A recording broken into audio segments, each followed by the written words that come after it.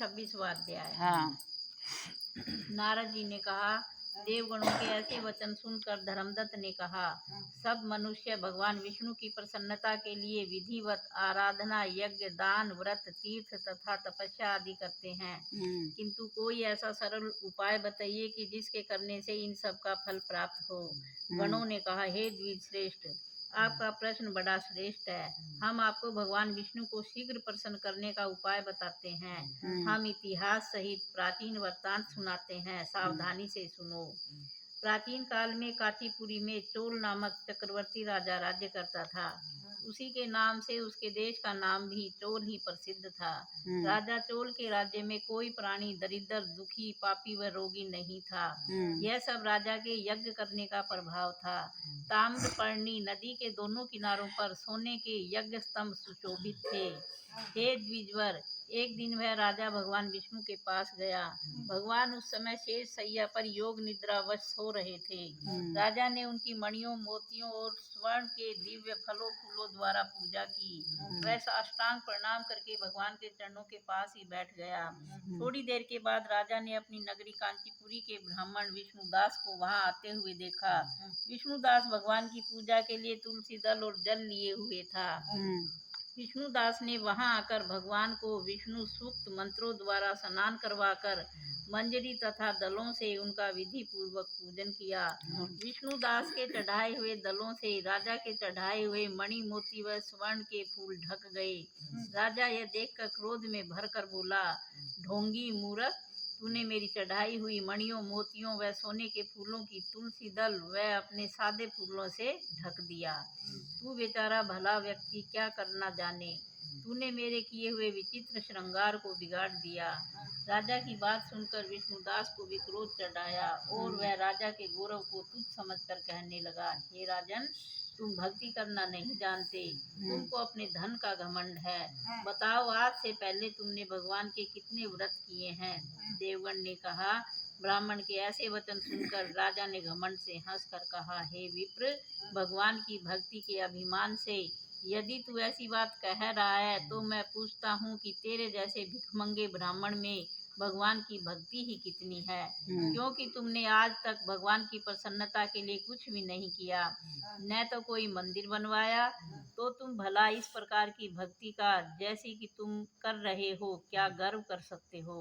यहाँ जितने भी ब्राह्मण बैठे हैं मेरी बात को ध्यान पूर्वक सुने और देखें कि भगवान विष्णु के दर्शन मुझे होते हैं या कि उसे। इसके बाद दोनों की भक्ति के संबंध में आप लोग जान लेंगे। देवगण ने कहा। ऐसा कहकर राजा अपने महल में चला गया और वहां जाकर उसने अपने पुरोहित मुद्गल को आचार्य बनाकर विष्णु यज्ञ आरंभ किया। उसने उस यज्ञ में अनेकों ऋषि महर्षियों को बुलाया, उनको बहुत सा अनाज और नकदी आदि दक्षिणा दी। जो यज्ञ पहले ब्रह्मा जी ने गया में किया था, वही यज्ञ राजा चोल ने अपनी नगरी चोल में किया। विष्णुदास भी अपने मंदिर में ही रहकर भगवान की प्रसन्नता के लिए व्रत करने लगा। उसने माघ तथा कार्तिक मास के व्रत किए। तुलसी के वन की ओर एकादशी को भगवान विष्णु के 12 अक्षर मंत्र का जाप किया। वह भगवान को प्रसन्न करने के लिए गीत गाता रहा, वह नृत्य करता रहा, नित्य प्रति व्रत करता, भूमि पर सोता, हर समय भगवान विष्णु का स्मरण करता और सब प्राणियों में समदृष्टि से भगवान को ही देखता था। उसने भगवान को प्रसन्न करने के लिए माघ तथा कार्तिक के व्रत किए और उन व्रतों के नियमों का पालन भी किया और उद्यापन भी किया। इस प्रकार राजा चोल और विष्णुदास द्वारा दोनों को आराधना करते हुए बहुत दिन बीत गए। 27वां अध्याय प्रारंभ। गणों ने कहा, विष्णुदास एक दिन भोजन तैयार करके भक्ति में तल्लीन था कि कोई उनका भोजन चुरा कर ले गया, लेकिन साय काल की आराधना हो सके और व्रत भंग न हो, इसलिए उसने उस दिन दोबारा भोजन तैयार नहीं किया। श्री नारद जी ने कहा, हे राजन, इस तरह लगातार 7 दिन तक कोई दूसरा भोजन चुराता रहा। तब वह हैरान होकर सोचने लगा कि यह तो बड़ी विचित्र घटना है, न जाने कौन हर रोज मेरे भोजन को चुरा कर ले जाता है। फिर भी इस देव स्थान को छोड़ना नहीं चाहिए। अगर मैं भोजन बनाकर खा लेता हूँ तो देर हो जाएगी और पूजा छूट जाएगी, अतः मुझे भोजन बनाकर तुरंत खाना नहीं चाहिए। बिना भगवान को भोग लगाने के वैष्णवों को भोजन नहीं करना चाहिए। अगर 7 दिन बिन भोजन के बीत गए हैं, तो आज का एक दिन और सही। आज मैं भली भांति भोजन की रक्षा करूंगा और देखूंगा कि हर रोज इसे कौन चुरा कर ले जाता है। ऐसा सोच विष्णुदास भोजन के पास ही छिपकर बैठ गया। उसने थोड़ी देर के बाद देखा कि वहां पर एक चांडाल आया, जिसका शरीर अत्यंत दुर्बल था। उसके शरीर पर केवल चमड़ी ही चमड़ी दिखाई देती थी।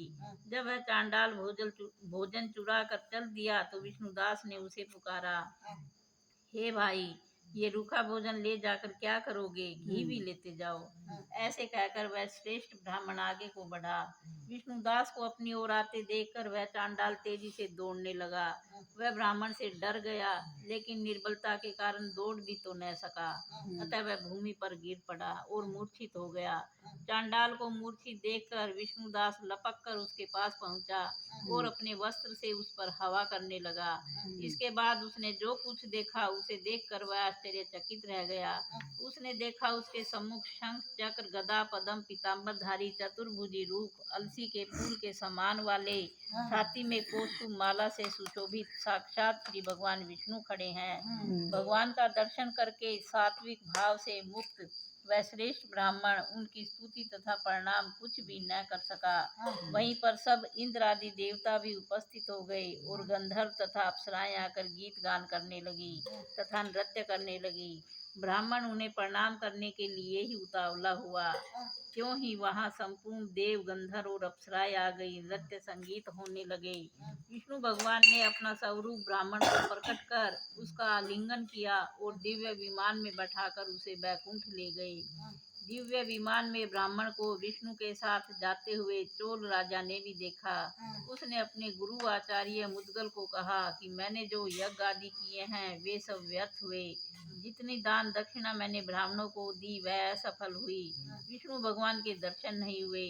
विष्णुदास ब्राह्मण ने केवल श्रद्धा से भक्ति की। उसके प्रभाव से विष्णु भगवान ने आकर उसको दर्शन दिए। इसलिए भक्ति ही सर्वोपरि है। मुझे विष्णु भगवान के दर्शन के लिए राजकाज त्याग कर भक्ति करनी चाहिए। राजा के कोई पुत्र न होने के कारण उसने अपने भांजे को राजगद्दी का अधिकारी बना दिया और आप विष्णु भगवान की भक्ति करने लगा।